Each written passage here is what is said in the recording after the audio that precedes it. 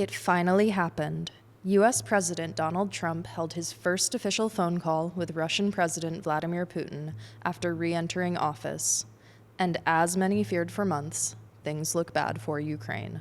Having run his campaign on the promise to end Russia's war in Ukraine within 24 hours of taking office, Trump instead waited over 9,300 hours to take the first steps towards peace talks, reaching out to Putin without Ukraine's involvement and under conditions that all but explicitly cater to Moscow. According to Kremlin spokesperson Dmitry Peskov, Trump and Putin spoke for an hour and a half, and the main takeaway from the meeting, expressed by Trump himself via social media post afterwards, was that peace negotiations between Russia and Ukraine must start immediately, and a ceasefire in Ukraine is in the not-too-distant future. Trump then called Ukrainian President Volodymyr Zelensky to discuss the matter. Andriy Yermak, head of the president's office, said that Zelensky and Trump agreed that teams would immediately begin work to end the war. Earlier that same day, new U.S. Defense Secretary Pete Hegseth addressed the Ukraine Defense Contact Group at NATO headquarters in Brussels and made several assertions that raised alarm bells in Ukraine and Europe. Hegseth claimed that it is unreasonable to expect that Ukrainian territory can be restored to its pre-2014 borders before Russia's initial invasion, a goal that he called illusionary. He also noted that in the eyes of the United States, NATO membership for Ukraine is off the table. He further implied that it is Europe, not the United States, that will bear the brunt of the responsibility for Ukraine's further defense, stating unequivocally that as part of any security guarantee, there will not be U.S. troops deployed to Ukraine. Trump's tactics on Wednesday sent clear signals about his approach to peace talks. He called Putin before he called Zelensky, without consulting Kyiv first. He demonstrated a deferential enough attitude towards Putin that the two spoke at length, extended invitations to visit each other's countries, and ended the call in reported mutual agreement to work closely together. At the same time, his defense secretary all but promised that Ukraine will enter peace negotiations at a disadvantage, with even a best-case scenario rejecting Ukraine's territorial integrity and throwing its future security into question. With such decisive statements from Hegseth and decisive actions from Trump, we can understand, perhaps more clearly than ever before, that the administration will not consider Ukraine's integrity and security, or that of Europe, as primary American interests, and will act, or fail to act, accordingly. We spoke with historian Timothy Ash about the implications of Wednesday, both in Ukraine and abroad. Look, it's difficult for the Ukrainians, right? Because Trump is such a difficult character to negotiate with, right? So you've always got to massage his ego. I mean, it's worrying that Ukraine's not even at the table. It's worrying that Europe's not even at the table, right? I mean, again, Putin got exactly what he wanted. He wanted a Yalta II.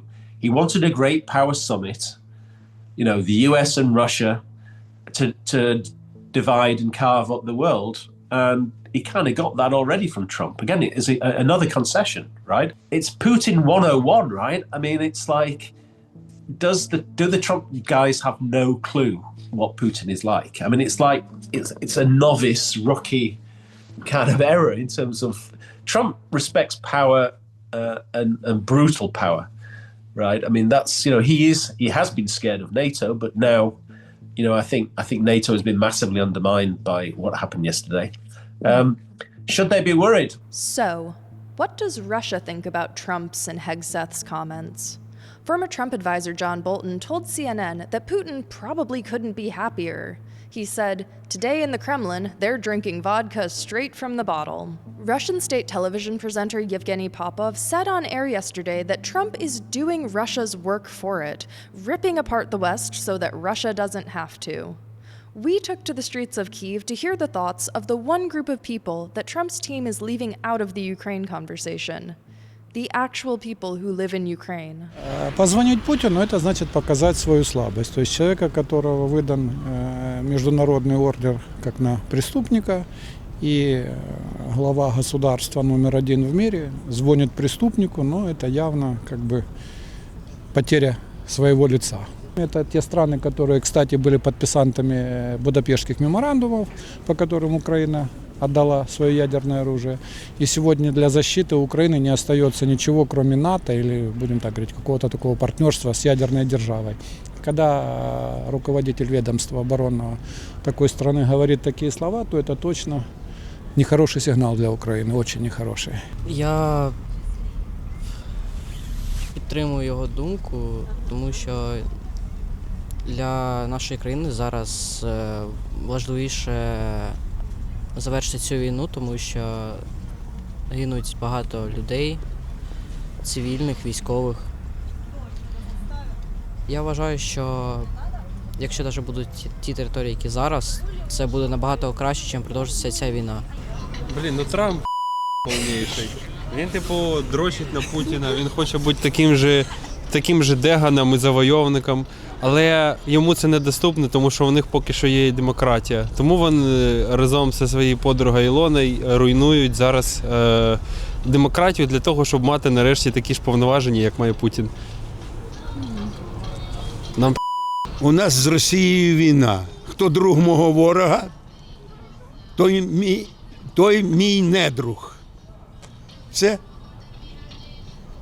Оце така відповідь сивої особи. Ну, просувається також версія, що це дуже хитрий план наїбати Путіна, щоб він, втратив свій контроль і щось сталося таке.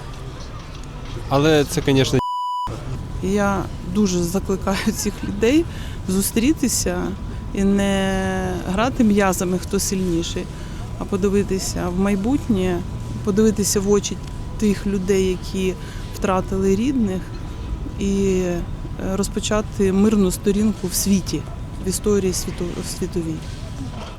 In the 3 weeks since he re-entered office, it's been a race to unpack Trump's every hint and stray word in an attempt to divine his true opinions, true intentions, true plans for Ukraine. We can now confirm with unfortunate certainty an accusation that has been leveled not just against Trump, but against the entire United States government, regardless of administration. It is not committed to supporting Ukraine to victory or giving guarantees to ensure that it holds a secure future. Experts say that Ukraine is highly unlikely to recognize any of its occupied territories as legally belonging to Russia, to reduce its army to allow for openly pro-Russian actors in its political landscape, or to officially renounce its ambition to join NATO. It may be more inclined to agree to delay NATO membership, to freeze the conflict along its current lines, to hold presidential elections, or to exchange occupied parts of Russian territory for Ukrainian ones. But none of these hypothetical concessions get to the heart of the issue. Without Ukrainian victory or security guarantees, there's no guarantee that Russia won't reinvade in the future. But it doesn't seem like Trump and his team are bothered with preventing that.